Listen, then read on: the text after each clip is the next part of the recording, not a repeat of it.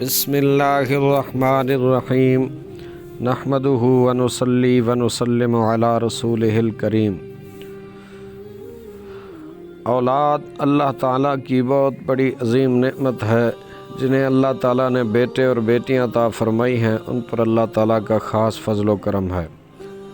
پیارے بھائیو، اولاد سے آنکھوں کو ٹھنڈک ملتی ہے، اولاد سے ذہن کو سکون ملتا ہے، اولاد سے دل کو قرار ملتا ہے۔ اولاد کے لیے انسان دن بھر محنت کرتا ہے، جب شام کو تھکا ہارا گھر آتا ہے اپنے بچوں سے مل کر اپنی ساری تھکاوٹ بھول جاتا ہے۔ لیکن اولاد اگر نافرمان اور سرکش ہو تو والدین کا سکون غارت ہو جاتا ہے اور ان کی فکر میں والدین کی راتوں کی نیند اور دن کا قرار حرام ہو جاتا ہے۔ اسی لیے اسلام نے ابتدا ہی سے اولاد کی تربیت کے حوالے سے کافی زور دیا ہے اور تربیت اولاد سے متعلق اصول و ضوابط بھی عطا کیے ہیں۔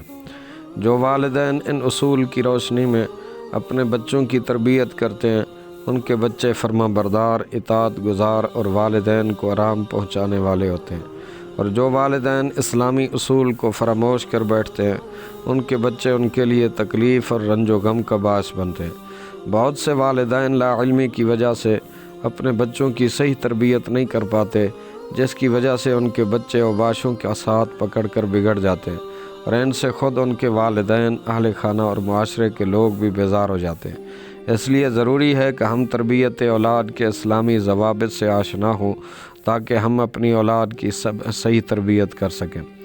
یاد رکھیں کہ چھوٹا بچہ ایک ننھے پودے کی طرح ہوتا ہے اور اس کی اچھائی اور برائی والدین کی تربیت پر منحصر ہوتی ہے۔ جس طرح ایک پودا جب ٹیڑھا اگتا ہے تو اگر اسی وقت اسے درست کر دیا جائے تو درست ہو جائے گا، لیکن جب وہ بڑا ہو کر ایک تناور درخت ہو جائے تو اب اسے سیدھا کرنا انتہائی مشکل کام ہوگا۔ چھوٹے بچوں کا ذہن سادہ کاغذ کی طرح ہوتا ہے، اس پر بچپن میں جو لکھ دیا جائے وہی لکھا رہے گا۔ اس لیے ہم پر لازم ہے کہ ہم اپنے بچوں کی صحیح تربیت کریں اور ان کے ذہن پر بچپن ہی سے اسلامی تعلیمات نقش کریں تاکہ وہ بڑے ہو کر حقیقی معنوں میں مسلمان ہوں، بلکہ صرف نام کے مسلمان نہ ہوں، حقیقی مسلمان ہوں۔ نیک اولاد والدین کی زندگی کو بہتر بنانے والی ہے، اس لیے ہمیں نکاح کے وقت سے لے کر اولاد کے باشعور ہونے تک چند باتوں کی طرف توجہ دینا ضروری ہے تاکہ اللہ تبارک و تعالی ہمیں جو اولاد عطا فرمائے وہ نیک ہو۔ نمبر 1، نکاح کے لیے نیک عورت کا انتخاب۔ آج کے زمانے میں اس سلسلے میں لوگوں کے نظریات بالکل بدل گئے ہیں۔ نکاح کے لیے ہمیں عورتوں میں جن خوبیوں کو دیکھنا چاہیے تھا ہم ان میں سے سراسر فراموش کر چکے ہیں۔ حضور حضرت ابو ہریرہ رضی اللہ عنہ سے روایت ہے، سید الانبیاء صلی اللہ علیہ وآلہ وسلم نے ارشاد فرمایا، تنکح المرأة لأربع لمالها ولحسبها ولجمالها ولدینها فاظفر بذات الدین تربت جداک۔ عورتوں سے 4 خصلتوں کی وجہ سے لوگ نکاح کرتے ہیں: مال و دولت، حسب و نسب، حسن و جمال اور دینداری۔ لہٰذا تم دیندار عورت سے نکاح کر کے کامیاب ہو جاؤ۔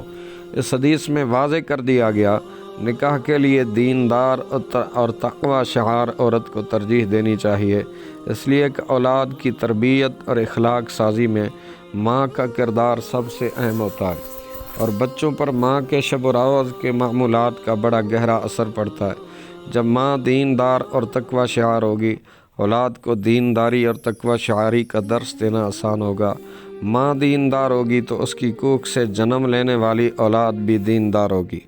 اس کے برعکس اگر ہم نے فیشنیبل اور ماڈرن فکر رکھنے والی لڑکی سے نکاح کیا تو وہ اولاد کی تربیت بھی اسی انداز سے کرے گی جس انداز سے اس کی تربیت ہوئی ہے۔ اولاد کے ذہن و فکر میں بھی وہی باتیں نقش کرے گی جو اس کے ذہن و فکر میں نقش ہیں۔ اولاد کو بھی انہی باتوں کا درس دے گی جن باتوں کا درس حاصل کر کے وہ پلی بڑی ہے۔ نکاح کے بعد ہمیں اللہ تبارک و تعالیٰ کی بارگاہ میں نیک اولاد عطا کرنے کی دعا بھی کرنی چاہیے۔ یقیناً وہ دعاؤں کا قبول فرمانے والا ہے۔ وَإِذَا سَأَلَكَ عِبَادِي أَنِّي فَإِنِّي قَرِيبٌ أُجِيبُ دَعْوَةَ الدَّاعِ إِذَا دَعَانِ۔ ایک مقام پہ فرمایا، وَمَا أَمْوَالُكُمْ وَلَا أَوْلَادُكُمْ बिल्लती तुक़र्रिबुकुम इंदना ज़ुल्फ़ा इल्ला मन आमन व अमिल सालिहा। यानी किसी का माल, उसकी दौलत उसको अल्लाह का कुर्ब, अल्लाह की बारगाह का कुर्ब नहीं दे सकती। इसी तरह किसी की औलाद भी उसे बारगाह खुदाबंदी से करीब नहीं कर सकती। लेकिन अगर किसी ने अपने माल और औलाद को नेक रस्ते पे लगा, इस तरह के माल को अल्लाह की राह में ख़र्च किया और अपनी औलाद को नेक बनाया, तो उसके लिए बारगाह खुदाबंदी से करीब करने का ज़रिया बन सकते हैं। इसलिए अल्लाह ताला से साले औलाद की दुआ करनी चाहिए, क्योंकि साले औलाद अल्लाह की अज़ीम नेमत है। इस्लाम ने अपने मानने वालों को हर वक्त हर काम का कोई न कोई तरीक़ा और सलीका सिखाया और हर वक्त अल्लाह तबारक व तआला से बेहतरी और भलाई तलब करने की तालीम दी है। अज़दवाजी ताल्लुकात को अमूमन लोग महज एक इंसानी ज़रूरत समझते हैं, किसी भी तरह ये ज़रूरत पूरी कर लेते हैं। लेकिन इस्लाम ने अज़दवाजी ताल्लुकात के लिए भी एक तरीक़ा मुतय्यन किया है और अपने मानने वालों को इसकी भी तालीम फरमाई है। जो शख्स साले औलाद का ख्वाहिशमंद हो, उसे चाहिए कि अज़दवाजी ताल्लुकात इस्लामी उसूल के मुताबिक कायम करे और अल्लाह तबारक व तआला से नेक औलाद का सवाल करे। हमारे आका मौला सल्लल्लाहु अलैहि वसल्लम ने हमें अज़दवाजी ताल्लुकात कायम करने के वक्त पढ़ने के लिए एक दुआ तालीम फरमाई और उसकी फ़जीलत में इरशाद फरमा, अगर कोई शख्स अपनी बीवी से कुर्बत के वक्त, हमबिस्तरी के वक्त ये दुआ पढ़े और फिर इस कुर्बत में वो औरत हामला हो जाए, तो इस अमल से पैदा होने वाले बच्चे को शैतान कभी नुकसान नहीं पहुंचा सकेगा। वो दुआ ये है, बिस्मिल्लाहि अल्लाहुम्मा जन्निबना शैतान व जन्निबिश शैतान मा रज़क़तना। अल्लाह के नाम के साथ, ऐ अल्लाह हमें शैतान से छुपा ले और शैतान की नज़रों से हमारी होने वाली औलाद को महफूज रख।